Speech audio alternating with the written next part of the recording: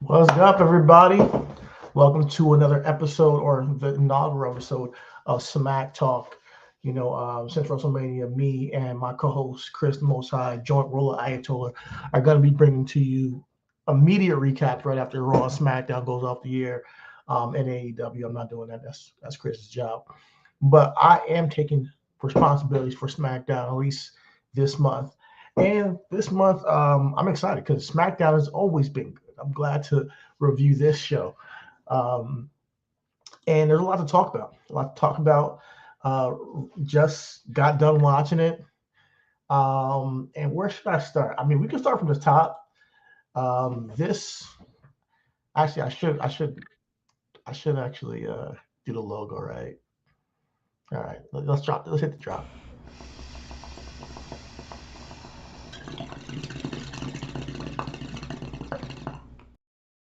All right.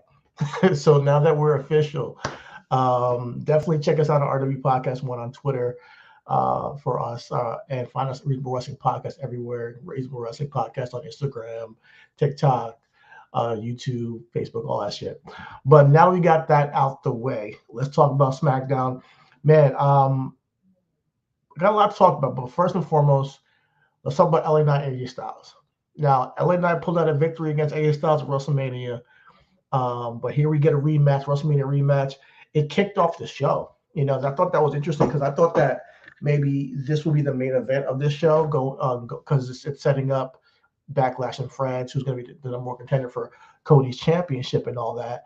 But I was really excited to see that match kick off the night.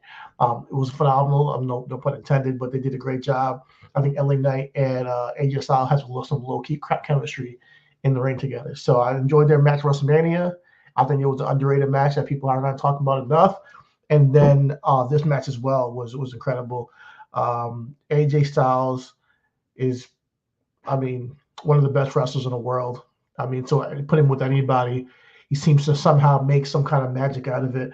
But tonight he pulled out the victory after draping LA Knight's throw over the top rope, poking him in the eye, and then hitting him with the Styles clash. Not Styles clash, I mean the phenomenal forearm, excuse me, to pull out the victory. So it'll be AJ Styles versus Cody Rhodes at Backlash in France. I'm looking forward to that. I think it's going to be a banger. I think that if you put these two guys together, it's going to be a banger. Me and Chris talked about on the podcast how, they're the only two guys to hold the WWE Championship and the NWA Championship. Actually, no, they're not. The only two current wrestlers, but yeah, Ric Flair, I think, believe did it as well. But in the current day era, they're the only two. And on top of that, we mentioned that AJ Styles has wrestled Dusty Rhodes for the NWA Championship in, I think, Impact, or what used to be called, or now it's called TNA still. So the old school TNA, like when it first was, and like using the NWA Championship back in the day. So it's going to be interesting to see how they tell this story, because I haven't seen an AJ versus Cody match. I'm not sure if they've ever had a match, but if they have, like in the Indies and all that, I haven't seen it.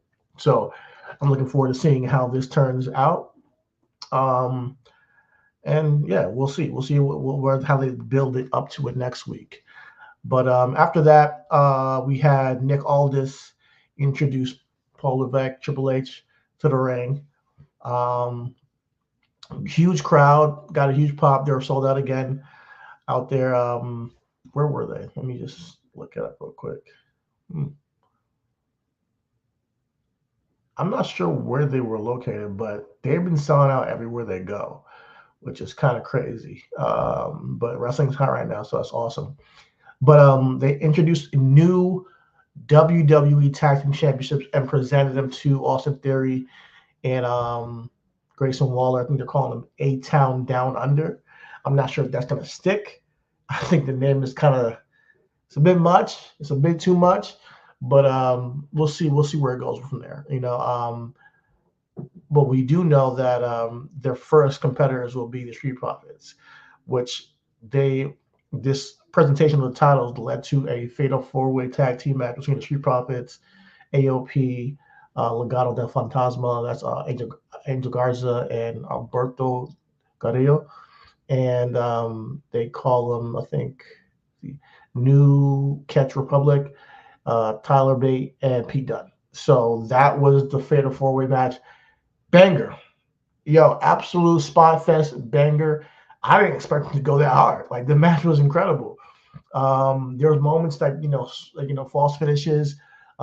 She probably hit their blockbuster, the Avalanche blockbuster, and I thought that would be the end of the match. But no, the match ended up going for like another 5 minutes extra, or 6 minutes extra. And before that, they even had a whole bunch of spots before that. There was a spot where Pete Dunne and Tyler Bate did moonsault off the turnbuckle while uh, Montez went over the top of the turnbuckle to like it was just crazy. It was just crazy, So if anything, like this match showed me that WWE has a thriving tag division, at least on SmackDown, and we haven't even added the guys from LWO. But right now on SmackDown, there is a thriving tag team division.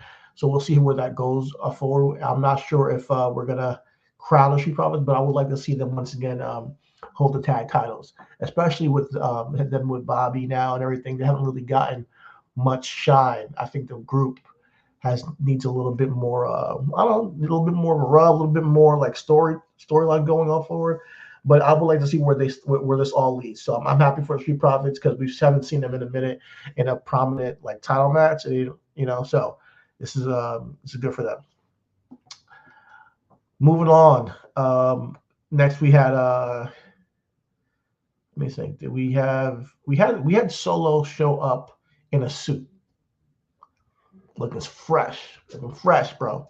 So already giving off a new aura of that he's taking on this role of the leader of the bloodline de facto in Roman's absence and taking charge, and not just a silent leader. He's actually vocally taking charge.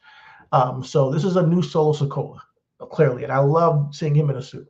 I love that picture, him kind of getting out the car in the suit, and Paul Heyman like, yo, nice threads. Like it immediately, distinctly puts him in different. You kind of look at him differently. He's been wearing just a tank top the entire time and being the muscle. Now you get to see him like, all right, let me present myself as the boss. So you see that, and now you see Tama Tonga almost playing the silent, deadly role, but he's a little bit more deadly than it seems. But that was a little bit of a tease right there for what we saw later on in the night. That led to a singles match, Carlito versus Santos Escobar. Santos Escobar defeated Carlito, and he's essentially trying to absolve Legado del Fantasma from the thought that they may have took out Dragon Lee. So it was a cool match, nothing crazy, but Santos got the victory, something short. I'm still waiting to see who attacked Dragon Lee. I'm hoping that we can get a heel Carlito, because Carlito, come on, man. Like I want to see Carlito as a heel. We all know Carlito is meant to be a heel, and that Carlito is best as a heel. So let's see that. I want to see that, and I don't want to see him like join Legado either. I want to see him on his own. So I'm down to see Carlito get another heel run as a single star. After that, we get the entrance of Solo Sikoa, and Paul Heyman trying to talk to him like, yo, like you're making a lot of choices, but some of the things you're doing, there's like only one man can make these choices. That is the tribal chief. But he didn't get to say that because Solo wasn't having it. He was cutting him off and shit like, are you done? And then he's like, but when he showed up, he asked for one man specifically, and that man was. He didn't get to say that because Solo wasn't. Are we done yet? Are you? Exactly. Are you done yet? Are you done yet? Are you done yet? That's exactly what Solo said to Paul Heyman.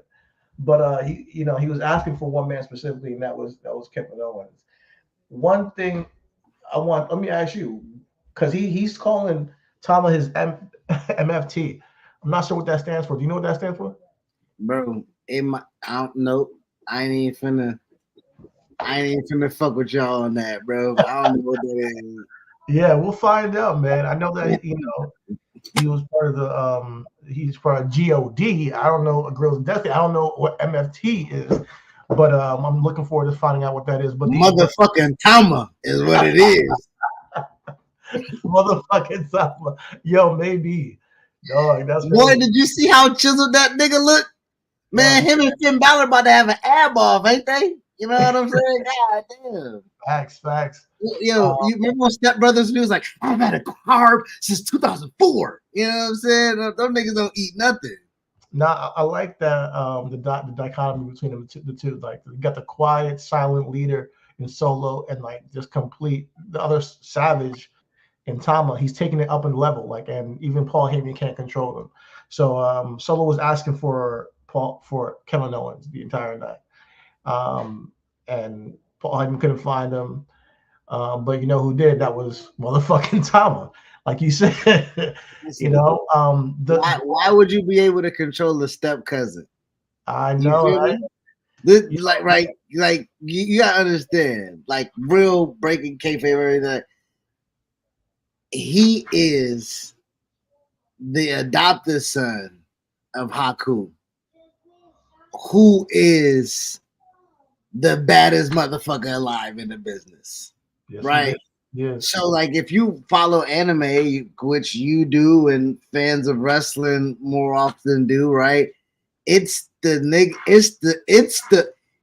origin story of the baddest motherfucker around. That nigga Tama was trained by Haku in the fires of hell, my nigga, and outcame this dude who is an extension of the bloodline, right? Because again, like, he's an extension of the bloodline. So Paul having no reigns of him makes sense. You know what I'm saying? Like it makes total sense. Yeah. But this was the street warrior. We forget Solo was the quote unquote savage. So can you imagine what them bad motherfuckers was doing along with Jacob Fatu? Can you just imagine what the bad motherfuckers was doing? What I like about it is that they're escalating the tension without even Roman, and they always do this. I gotta give them credit. They don't need Roman around to elevate the tension, and they always find a way of like, oh my god. So when Roman comes back, what's gonna happen? Like they did it last year when the Usos lost the tag title, didn't get it back, after WrestleMania, and we're like, oh, what is the problem? He's gonna think about this. When he comes back, he's gonna be repercussions, and that led to the civil war last year of the bloodline between Roman and Solo versus Jimmy and Jay. But this is to another level. They escalate the tension by having Solo just fucking flip out and adding Tama to the fold and saying like, yeah, like we're taking this shit over by blood, by force, hostile takeover. I'm loving this angle, and it's gonna keep people intrigued. I only popped in. I know this is your situation, but I popped in with the tie-in. This is our situation, bro. If you're alive, we can be, yeah. Tie in what you had just said when you say taking over. I'm here for Tiffy. Okay, I'm here for. Listen, you put yourself over. You got your shine with the Jade and the Bianca and the tag championships, and you put yourself over with the tribalism clip that you put out there. Let's get some. I literally said, "Give me Tiffy breaking up this match for a non-finish and having them go to El Francois." You know what I'm saying? Like, and y'all be watching the show, bro. You ain't even gotta cut the check. You can just tweet us. Just say at RW Podcast One. That'll do a lot for a nigga. You ain't gotta cut the check. Just let us know that you listening. You know what I'm saying? Because a little wink, wink. A little acknowledgement. Acknowledge the RWP dog. Acknowledge us. Because we on the pulse, bro. We said this last pod. Tiffy time interfering the match. Hopefully we get a triple threat in France. I'm down for it, man. I love it. And Bailey and Naomi had a great. They had a great match. Baby versus baby. We don't really get that often, and it was a really good match. They kept it cute, as the girls say. You feel me? Like everybody was like, "I got love for you," but it's the top. Again, this goes back to our age-old conversation between you and I about the add-on of the title, right? To have potentially 4 women with the ability to say, I'm top dog, I think that does phenomenal, especially now we look at the situation with Raw, where you're not just going to have now we got Nia, we got Liv, we got whoever they want to kind of, but I think that doesn't muddle things at the top, because I do like on the opposite end, Bayley, Tiffy, Io, Naomi. That's the top 4 over there, right? Because Io's still waiting. Io like, nigga, y'all can play if y'all want. I'll fuck around and fuck that France matchup if you fuck with me. Like, you know what I mean? You're right. That right now is the top 4, and we got the Bianca and Jay tag. They're teasing them going against the Kabuki Warriors. I think the women's division right now running on all cylinders. I think on Raw there'll probably be like maybe a tournament or such to determine the women's champion over there, the world heavyweight champion over there for the women. But yeah, I think we're in a great spot. On Monday too for that. Huh? Nia cut a great promo on that as well on Monday. Yeah, I didn't see that. Nia Jax? Yeah, she cut a promo.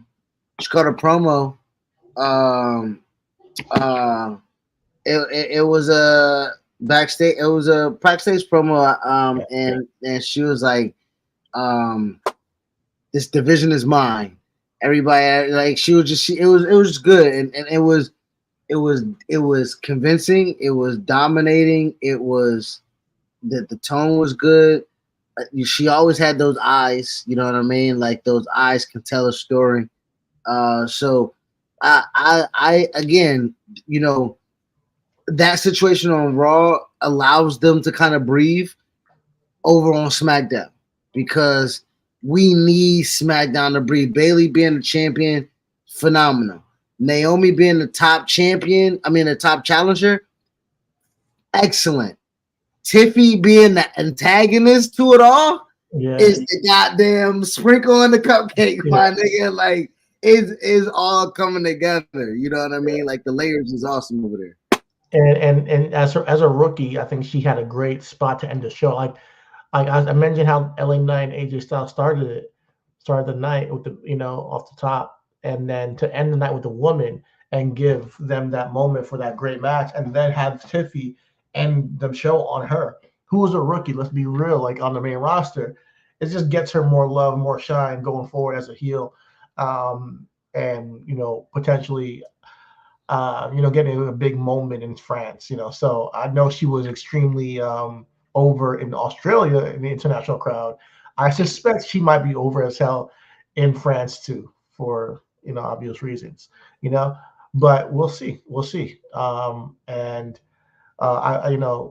shout out to Tiffy, shout out to Naomi, shout out to Bayley. But like you mentioned, Io's right here, So Io still has a claim to being there. Could it be a fatal 4-way? I don't know. Maybe we make it a fatal 4-way and really set the odds against Bayley. But I don't think Bayley should end the title reign anytime soon. Man, her escaping out of there though, she just eliminated her top 3 challengers. But there's a draft too, so that's true. Okay. So you got me on that. I'll take it. So there's a draft, and there's always Charlotte. To be real, Charlotte, she's gonna come back sooner than you think, probably. So it's bound to happen, bro. It's bound to happen. But yeah, I'm really excited for moving forward. We got the draft next Friday. The draft is happening, so next Friday. Also got the NFL draft next Friday, so they're aligned at the same time. It's going to be interesting to see how things shake up, things move in line. Shoot, man. Should Bayley be on Raw? No. Okay. I'm just asking. Nah, keep on SmackDown. Keep on SmackDown. Keep on SmackDown. I like Nia being a champion on Raw. Okay. I like that too. I think I need Nia to win the championship this year. Oh, for sure. Yeah, she needs it. Yeah, I need that. I need that. I think it's gonna be Liv though. I think Liv is gonna get it. I'm gonna be mad. We shall see. Keep it a buck. Be upset. Be highly upset. You know what I'm saying? All right. It's gonna be the Caitlin Clark, Asia Wilson situation, my nigga. You know what I mean? Like, oh, she been dominated, my nigga. Like, yeah. Yo, yeah, I know. But she sometimes gotta be second to whatever is the flavor of the month, unfortunately. But yeah, we'll see how things shape. I mean, Nia should definitely hold that title and dominate Raw, and still, hold that shit down while Rhea's gone. But I think the Judgment Day, as we mentioned in the pod last week, they should go to SmackDown. And matter of fact, I think they'll disband. I'll rather just have them just don't even worry about it. I want Judgment Day to go to SmackDown. I want them all. I don't want them to disband right now. Let's take our time with that. And even Liv should probably go to SmackDown too, and keep Nia on Raw. That's my thing. And then have Liv and Bayley do something there. Honestly, I need Liv and Nia to stay together because that's a story. But we've seen that. We've seen it. I mean, it could work, but right now, Liv is the dynamic is the same, but it's different, right? Like babyface Liv not being able to conquer Nia. I think that's a pretty like you saw the reaction she was getting. They hate her for injuring mommy. Like she's on a trend. She's like a Drew right now. Liv is exactly where Drew McIntyre is. The righteous heel. Like everything they're saying is right. Like we should not be. Well, we still like them because I know I'm still doing 3, 2, 1 when you count down. They kick the nigga head off. We love to hate him though. The whole CM Punk thing, and I think Liv is on the same tip. Like, we can't champion revenge, We can't be like, you're a good person, But especially when you're doing it against mommy, who legitimately we love her. No matter what she does. Why can't I champion revenge if I'm doing it for a babyface? She's not. But hold on, I'm just saying. I'm making a case of why isn't she? Because Rhea isn't a babyface. She's a heel. Rhea has been a babyface the entire year. Low-key. No, Rhea. We're talking presented as a heel, but since last summer, she hasn't really done anything heelish. She's just been cool, and everybody fucks with her. But that's what Liv is, my nigga. Like everybody fuck with Liv. I don't know. I think that's turning right now. I think that's why I'm saying Nia stays because listen, that's a bona fide heel, right? Nia is you like. There's ain't no iffy with Tiffy over there because you know what I mean. Like niggas hate Nia. Facts. Hey man, listen, we love her here, but niggas hate Nia. Niggas ain't no on the fence with Nia, cuz you know what I'm saying. I can see because Liv has a reason to turn on the fans, with how she came back. They were all for her, and then now they want to boo her because she took out, Rhea, who honestly, hurt her, and nobody was crying for her when she left. So I think Liv just for a character change. I think Liv should have this. But see, everybody got that going though, so it's hard for me to fall like let me guess, the solar eclipse changed everybody's attitude. You feel me? Like Liv feels some type of way, Chad Gable feels some type of way, right? We hearing the grapevines that the Creed brothers gonna feel some type of way. You feel me? Like I heard when you just came in, like when Carlito gonna turn, like damn nigga, he can't hold it down for his Latino brothers. He can't, you know what I mean? Like man, I want another some type of way, bro. So, well, we don't know how long we're gonna get Carlito for, but I want to see him as a heel spitting apples in niggas' faces. That's what I'm looking for. I'm gonna keep it a buck. Pandemic ain't over all the way if you be doing that, cause we ain't spitting I hear you. I know what you saying. I feel you. But when them niggas was over there on Wednesdays drinking other people's blood, I'm like, bro, what y'all niggas doing? You don't even know you got the booster, cuz. You know what I'm saying? Like the booster, yeah. Like that's it. You good now? You got the iron. Let me see your paperwork. Yeah, all right, cool. You know, like you spit the apple. You know, man. But yeah, I mean, this is just the nature of the game. Like when people need to, revitalize their character or get a little bit changes, they're gonna turn, one way or another, or we're gonna turn them, And I think that Liv, Chad, Gable, Carlito are up. They're due to change their character a little bit. Not everybody, but those guys, yes. Yeah. And I'm down for that too. Yeah, I'm down for a heel Creed Chad Gable stable. Yeah, for sure. I think it's gonna be dope. Them some white boys I can get behind. You feel me?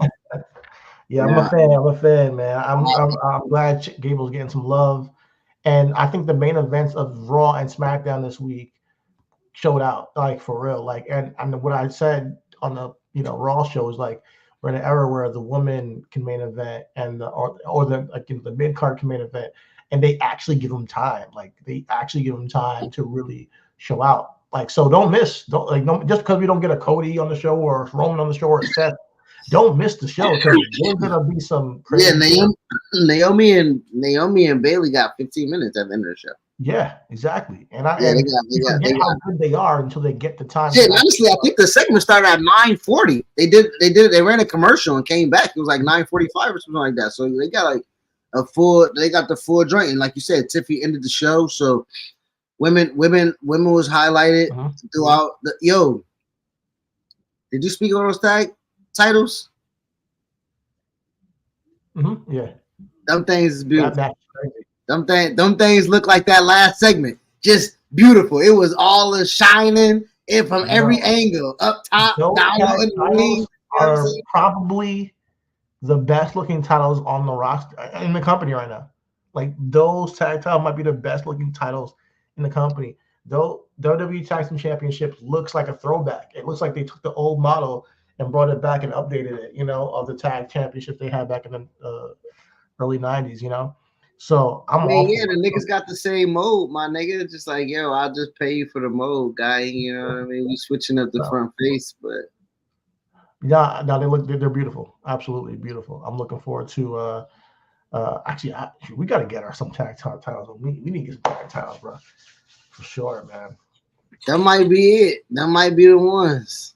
That might be the ones, man. That might be the ones. But yeah, that's all I got to really cover. It's off this episode of Smack Talk with Chidi Bang and guest appearance by the joint roller Ayatollah himself, my co-host and tag partner. But yeah, man, we'll be back on the pod. I mean, maybe are you gonna do Rampage? I can just get off this bitch and you can continue Rampage. Nigga, you my Rampage.